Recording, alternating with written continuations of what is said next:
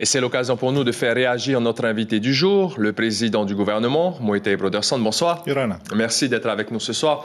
Cette proposition de loi visant à supprimer la prime d'éloignement octroyée aux fonctionnaires d'État affectés en Polynésie française, portée donc par le député Temat Ey Le Gaïk, est-ce que vous soutenez totalement la démarche ?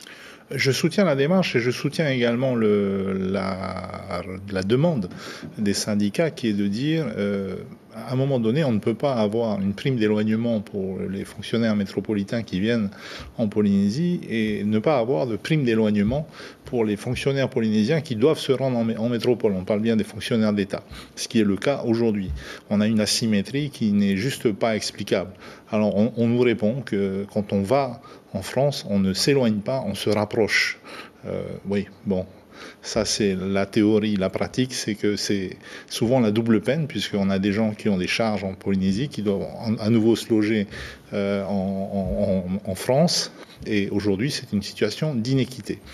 Ensuite, quand on considère les territoires d'outre-mer, on ne peut pas tout ranger dans la même catégorie. Vous avez des territoires qui ont des problèmes d'attractivité, y compris avec cette prime aujourd'hui. Mayotte. On ne peut pas comparer Mayotte à la Polynésie. Mayotte, la Guyane, ils ont chroniquement des difficultés à attirer des fonctionnaires qualifiés chez eux. Je ne pense pas qu'on puisse nous ranger dans cette catégorie. Mardi, le Premier ministre Gabriel Attal a très brièvement évoqué les Outre-mer dans son discours de politique générale et de nombreux parlementaires ultramarins ont pointé cela du doigt. Ils assument ne plus rien attendre d'Emmanuel Macron et de son gouvernement. Mais est-ce que vous avez des doléances quand même ? Moi, j'ai beaucoup de demandes et j'ai beaucoup de partenariats avec l'État.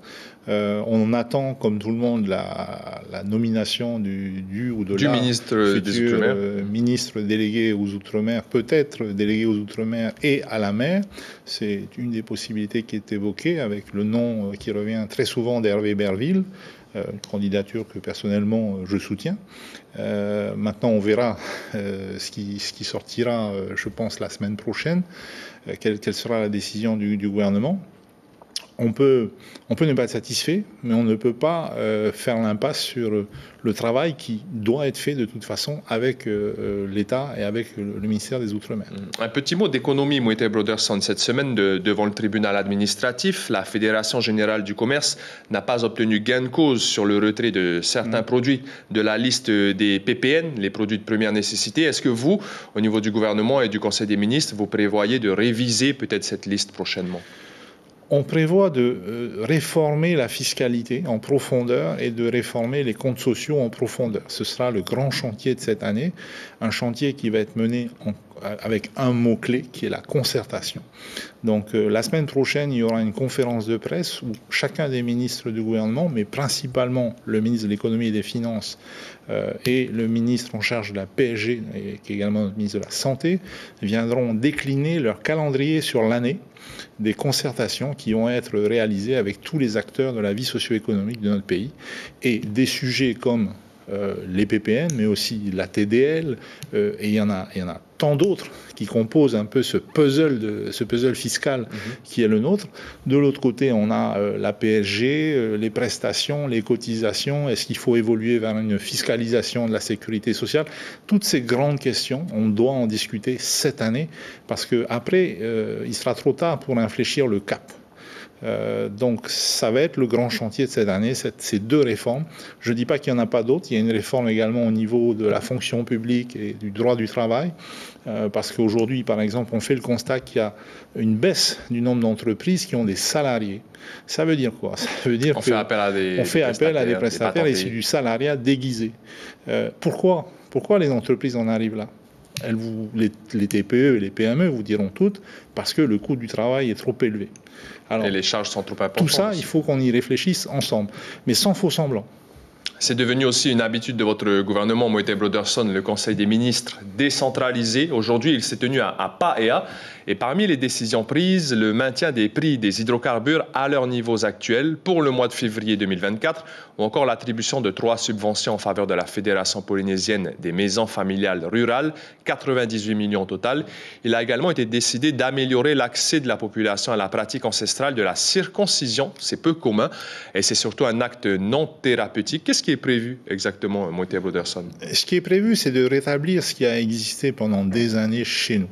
Mon papa a été infirmier à Huahine et pendant des années, il a fait, alors chez nous techniquement ce n'est pas des circoncisions, ce sont des supercisions.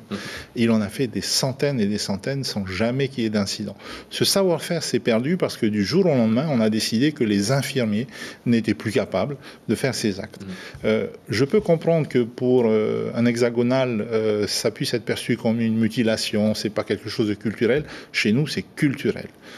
Nos garçons, voilà, ils traversent cette phase qui est un peu un rite au départ d'évolution dans la vie d'un jeune garçon, donc avec ce qu'on appelle le Teiraoule.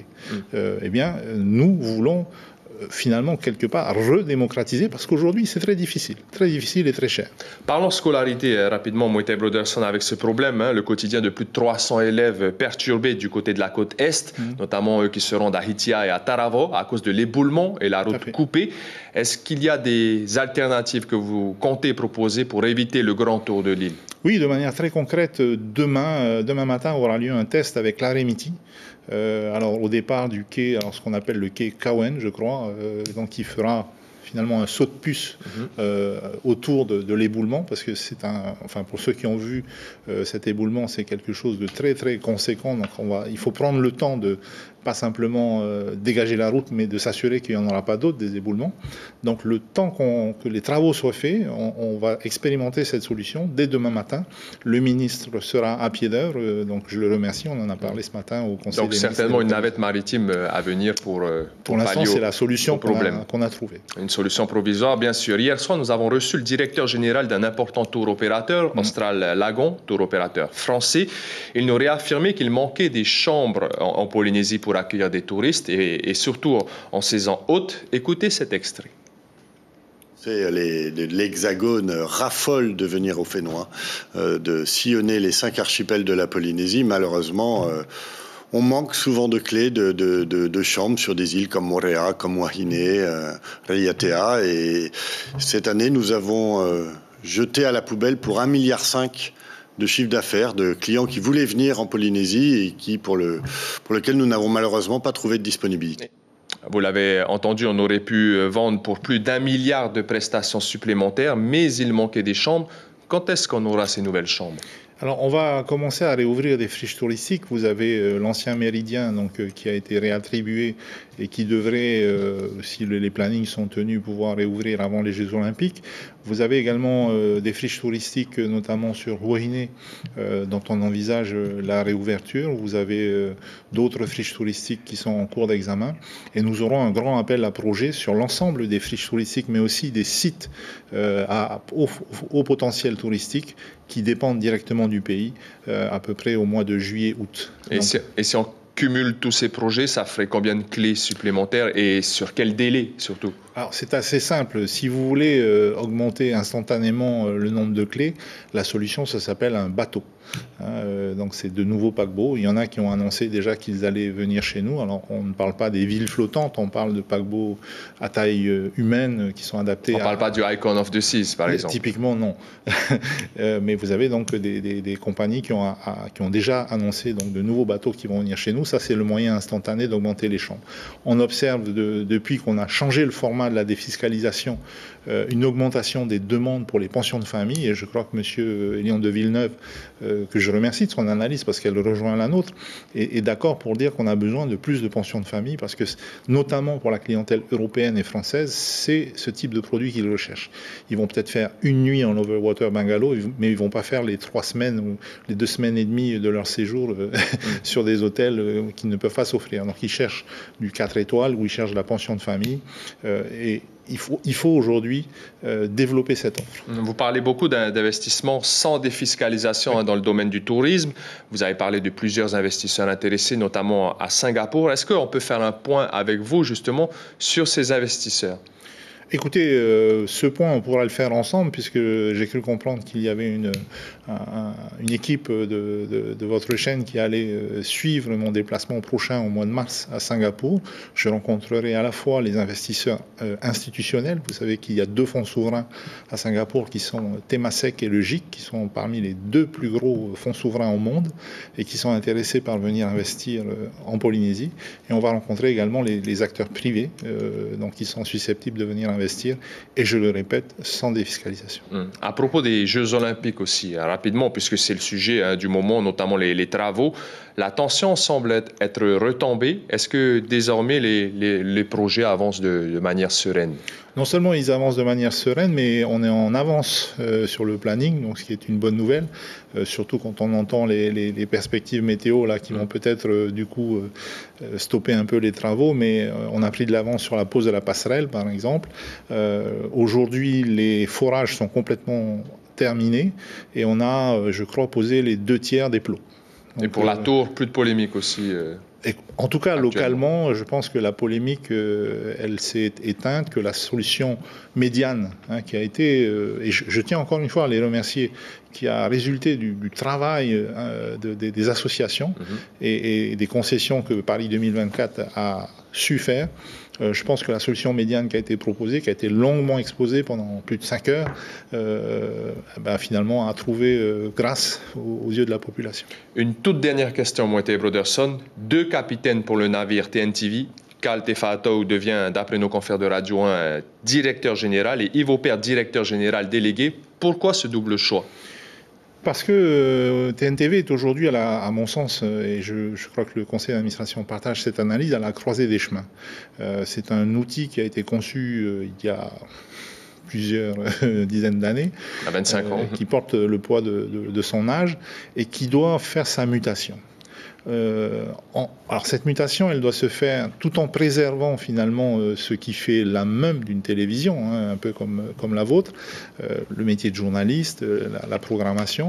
Ça, c'est une partie que Yves Aupert, et on lui reconnaît ce professionnalisme, possède. Il a également un vécu avec le personnel de TNTV, puisqu'il a exercé la fonction de directeur général il y a quelques années, au moment où il fallait réduire le format pour des raisons budgétaires. Donc il a traversé un peu cette tempête, il connaît bien le personnel, il est bien perçu par le personnel. À côté de ça, on a besoin de quelqu'un qui est capable de penser en dehors de la boîte, quelqu'un qui connaisse très bien le numérique, ce qui est le cas de Carl, qui a été délégué général à l'économie numérique pendant des années, et quelqu'un qui est capable justement de ne pas faire comme on a l'habitude de faire. Parce que sinon, si on réapplique les mêmes recettes, finalement, on va pas faire muter. En tout cas, selon vous, ce double choix se justifie. En tout cas, merci. C'est un duo de choc. Merci beaucoup, Moïté Broderson, d'avoir accepté notre invitation ce soir. On le rappelle et on retiendra donc que plusieurs projets touristiques vont prochainement voir le jour, notamment la reprise de l'hôtel Méridien à Punaoya ou encore un projet hôtelier à Huahine. Merci beaucoup d'avoir accepté notre invitation.